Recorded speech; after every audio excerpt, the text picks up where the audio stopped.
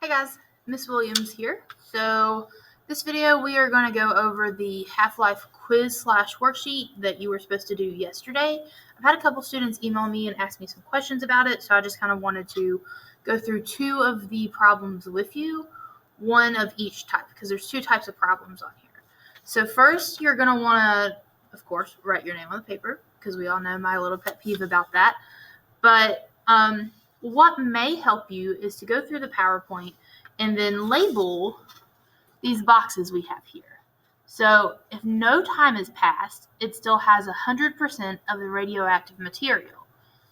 If one half-life, and if you remember, a half-life is the amount of time it takes for 50% of the radioactive material to decay. So one half-life gives you 50, two half-lives gives you 25%, 3 half-lives gives you 12.5. I'll get a little closer for this one. 4 half-lives, I just realized this is backwards. I'll post a picture of this afterwards. But 4 half-lives is 6.25. And then 5 half-lives is 3.125%. So it may help you to go ahead and do this. If you feel like it may not be useful, you don't have to. But this may help you. So if we are looking at question 1, I have went through on this worksheet, like I said, I'm going to post a picture, and I have highlighted the half-life values. So these numbers in yellow here are going to tell you how much your half-life is worth for that radioactive element.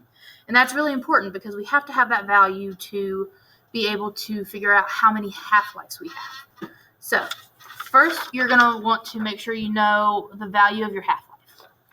And then what you're going to want to look at that's not highlighted is your total time on here. So like in the first one, your total time is going to be 84.8 hours. And a little side note, I did in pink here on the paper, I highlighted what we are looking for, because in a problem, you always want to know what you're looking for, or you could just be doing a bunch of steps that don't mean absolutely anything. So back to the amount of half-lives. We're going to take the number in yellow, which for number 1, the half-life of lead-212 is going to be 10.6 hours. So we will take the total time, which it says at the end of the problem, 84.8 hours, and then we are going to divide by the value of the half-life. So we're going to take the total time and divide it by the value of the half-life. So for problem 1, that's 84.8 hours divided by 10.6 hours. And once you do that division, the value you get should be 8. So that value tells us how many half-lives have passed. So that's part 1 of the problem. Part 2 of the problem is to figure out how much material, in this case grams, is left after 8 half-lives. So as you know from either lecture or the PowerPoints, that each half-life that passes, the mass or the grams is divided in half. So what we need to do is we need to divide these numbers in half until we get to 8 half-lives.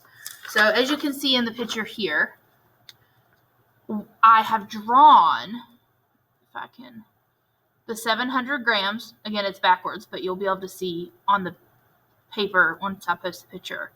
I divided that by 2, and then I divided this value by 2, because we can't just divide this by 4. It doesn't work like that.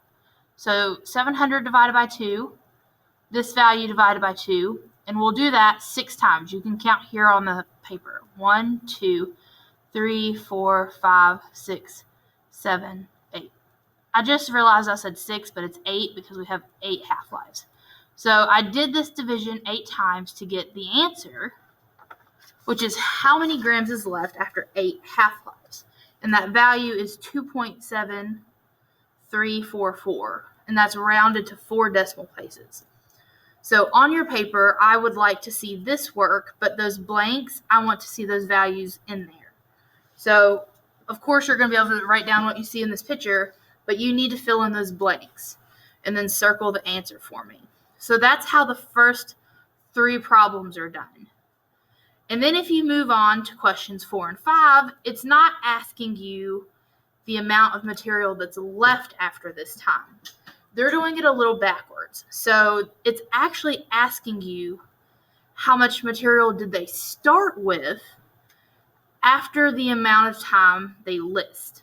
So it's similar, but it's kind of backwards.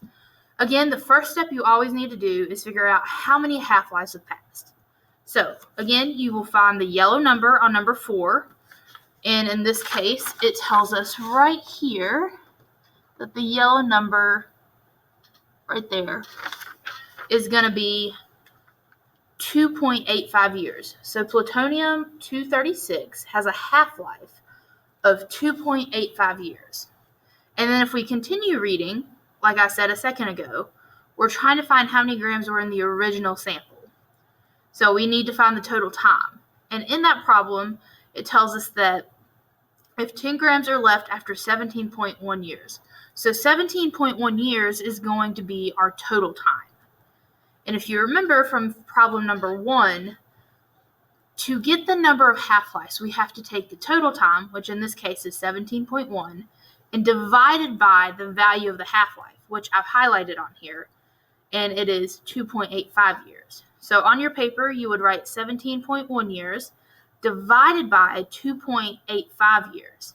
And once you do that math, you can either do that on hand or on a calculator. It doesn't really matter.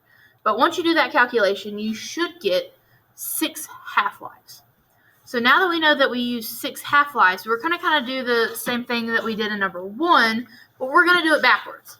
As you can see here, on number 1, I put an arrow facing the way that we're going. And down here, I did the same things. So since we're looking for the beginning, like how much we had at the beginning, we're going to have to start at the end. So as you can see here, I filled in a 10. And if we're going the opposite direction, if we divide, it's not going to be correct. Because in reality, if we started from the beginning, we divided to get down to the value of 10. So to go the opposite direction, we have to do the opposite sign. So instead of dividing by 2, we're going to times by 2. So we all know 10 times 2 would be 20. Then 20 times 2 is 40. Please do not just go 2 plus 2 plus 2 plus 2 plus 2 is 2, 4, 6, 8, 10, 12, and times 10 by 12, because that will be the wrong answer. So you need to do 10 times 2 is 20, 20 times 2 is 40, 40 times 2 is 80, and then so on, until you go through 1, 2, 3, 4, 5, 6.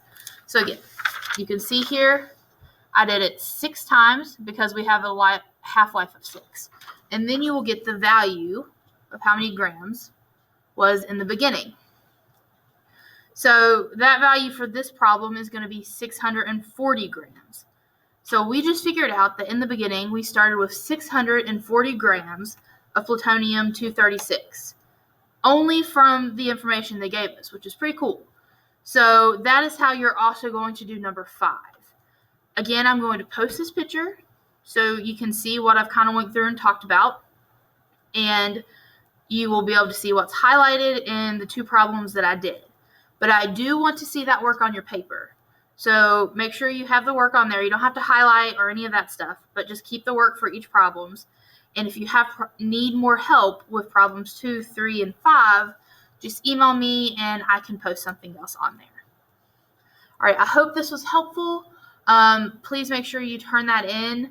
If you have it in a Word doc, if you're just writing the problems, that's fine. It may be a little tricky. I would honestly, if you have the paper, write on it, take a picture, and attach that. So if you have any more questions, please just email me, and I will be posting the PowerPoints that you were supposed to be learning today here shortly. So see you guys.